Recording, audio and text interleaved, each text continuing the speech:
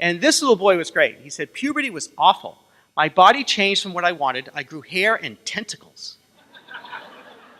And I went, Johnny, you grew tentacles. You mean testicles? And he went, oh, yeah, testicles. I was like, so what if you're a transgender teenager, right? So what if you remember puberty? Wasn't that fun? Wasn't that a lot of fun? So what if you're going through the wrong puberty? What if you're a transgender young woman, meaning male to female, and now you're getting, your voice is dropping, you're getting bigger, you're getting hair everywhere, and you're growing those tentacles, And what if you're a transgender young man and now you have breast development in periods? It can be terrifying. And there's a lot of mental health issues during that time. The previous treatment before these new guidelines came about that's when you're 18 and have a nice life. Basically, there was no medical treatment for individuals that were under 18. So there are new guidelines, and so these are the new guidelines that are very well accepted by healthcare professionals. They are international guidelines, and most children's hospitals will be doing this. I did this. I would treat patients at Penn State Hershey Medical Center when I was there. I think they're trying to find someone to do that.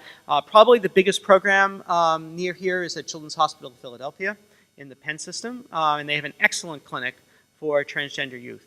So for prepubertal children, there is no medical treatment. Well, that kind of makes sense. I mean, they're prepubertal, so they don't really have clinical levels of sex hormones, so what medical treatment would you want to do? So the idea would be to see a counselor or a therapist who is supportive, who has knowledge about these issues, to, you could some see me medically, and then depending on their age, come see me in a year or two, but there's nothing medical to do. So the protocol developed in the Netherlands has two phases. The first phase, at the young adolescent age, is to give what are called a pubertal blocker, to give a medicine to block the progression of puberty, so you don't go through the wrong puberty. And then to continue some counseling, and then somewhere between 14 and 16 years of age, to start slowly cross-gender hormones.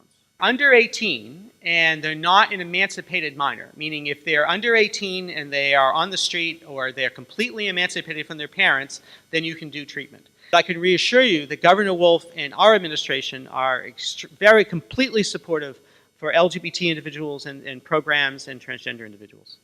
That way, for a transgender woman, male to female, their voice doesn't drop, they don't have hair, they don't have to have electrolysis. For a transgender man, they don't have breast development that will need surgery, they don't have periods, etc. So you block puberty, and then you can, at the appropriate time, send them through the puberty consistent with their gender identity. Does that make sense? They're really showing themselves to do really well. Come on, man.